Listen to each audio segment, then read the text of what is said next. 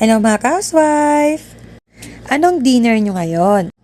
Kami naman, nag-uwi yung husband ko ng octopus, isda, kamote, daon ng kamote tapos mga kamatis. Kaya naman pagdating niya, nilinis na niya agad yung mga octopus. Tinanong daw niya sa nagtitinda kung paano linisan ng mabuti ang mga octopus na yan. Mahilig talaga siya sa mga seafoods, mga pusit, mga ganyang klaseng seafood like pati mga isdang dagat, mahilig siya.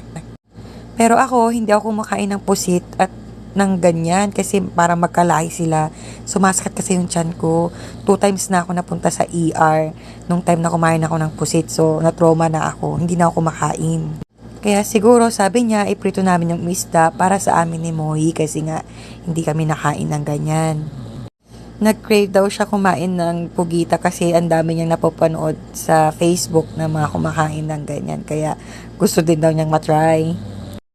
On the other side naman, niready ko naman yung mga dahon ng kamote para sa salad namin.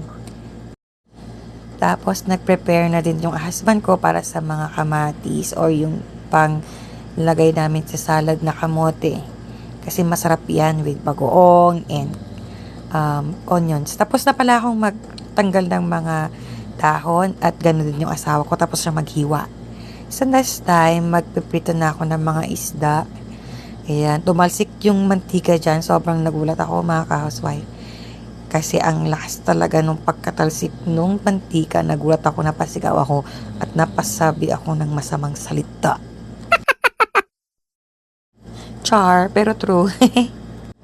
Yan kasi ang aking kahinaan, hindi ako magaling magprito ng mga isda or anything na malakas tumalsik yung mantika.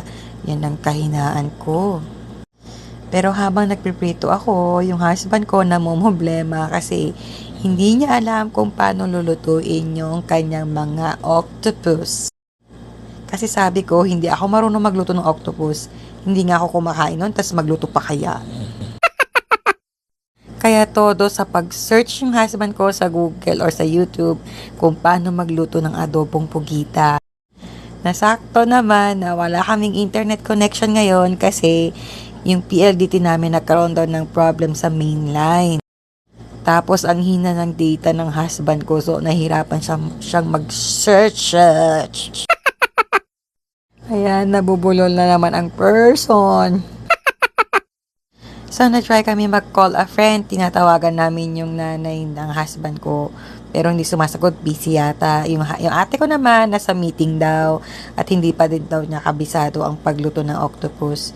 Yung hipag ko naman nag-reply. Sabi niya, baka daw katulad din ng pusit ang pagluto ng adobong octopus. So, yun. Tapos na ako magprito. Mapapakulo naman ako ng tubig para sa aming kamote. Na dahon ng kamote, I mean. Yan, lagay mo lang yung mga kamote. Iba-blanch mo lang saglit sa boiling water. Tapos, pwede mo na siya ahuin. Tama ba? Yun, sabi ko sa husband ko, pabili-bili ka ng octopus. Hindi ka naman pala marunong magluto. Yan, okay na yung aking kamote. Tapos, yan, sabi ng husband ko, napanood niya, dapat daw pala i-blanch yung mga octopus sa boiling water.